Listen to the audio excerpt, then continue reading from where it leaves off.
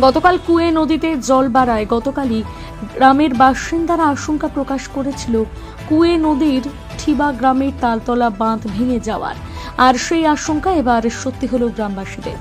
আজ রবিবার ভোরের দিকে ভেঙে যায় সেই বাঁধ, আর যার জেরে সমস্যায় পড়েছে দুই গ্রামের মানুষ। পাশাপাশি ঠিবা অঞ্চলের বেশ কয়েকটি গ্রাম বন্যার কবলে পড়েছে। সেই খবর জেলা প্রশাসনের কাছে যাওয়া মাত্র জেলা প্রশাসনের একের পর এক আধিকারিকরা এসে ঠিবা তালতলা বাঁধ ও গ্রাম পরিদর্শন করলেন।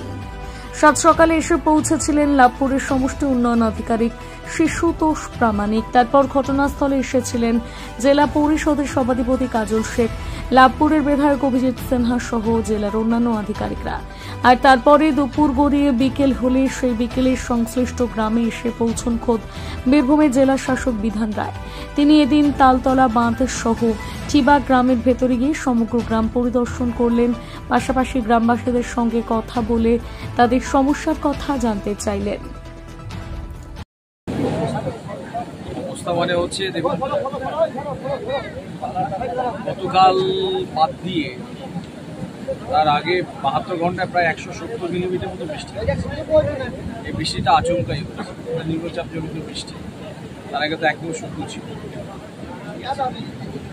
তার সাথে কিছু কিছু আমাদের ব্যারেজে, এই জলটা তো আমাদের ব্যারেজে গিয়েও পড়ছে, ব্যারেজের ব্যারেজের সামান্য স্ট্র্যাটেজিক্যালি কিছু কিছু জল আমাদেরকে ছাড়তে হয়েছে। এখানে যে আপাতত নিচু অঞ্চল, সেই নিচু অঞ্চলে প্রচুর জল, সেই জলগুলো জলের তো ধর্ম নিচের দিকে যাওয়া, সেই জলগুলো যখন পাস করছে, যে এখানে যে এনব্যাঙ্কমেন্টটা আছে এটা তো অ্যাকচুয়ালি এক্স জমিনদারি বাঁধ, সেটা ধরে রাখতে পারিনি। ঠিক আছে, সারাক্ষণ ধরে এটা রাত পাহারার মতো পাহারাও দেওয়া হয়েছে কাল থেকে বাড়িতে।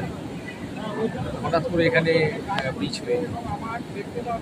এই এরিয়াটা আমরা নতুন করে ভাবছি।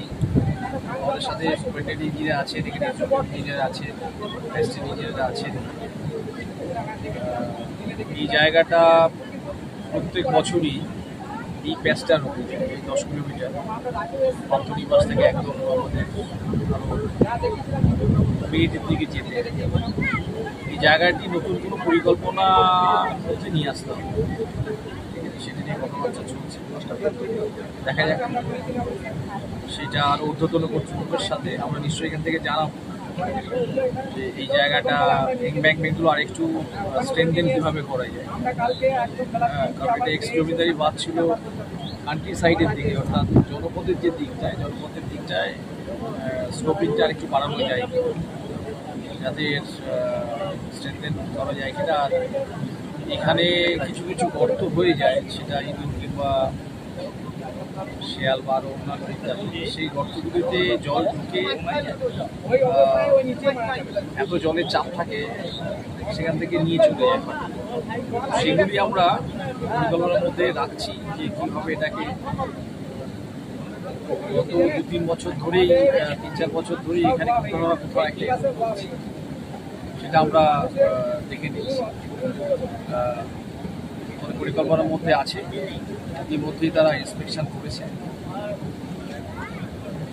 আশা করছি নজর নিয়ে এসে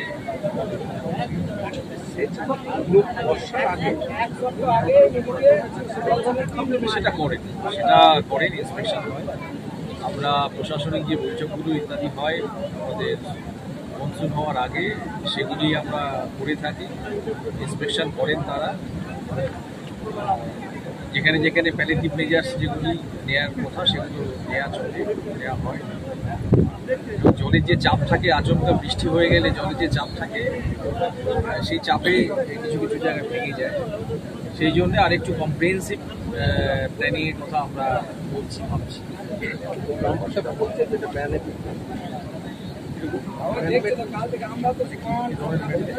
কোনো একটা জায়গা বাঁচাতে গিয়ে কোনো একটা জায়গা কেটে দেওয়া হয়েছে, আর সেরকম কোনো আমাদের কাছে বা আমাদের ওয়াটার ইরিগেশন দপ্তরের কাছে, সেচ দপ্তরের কাছে সেরকম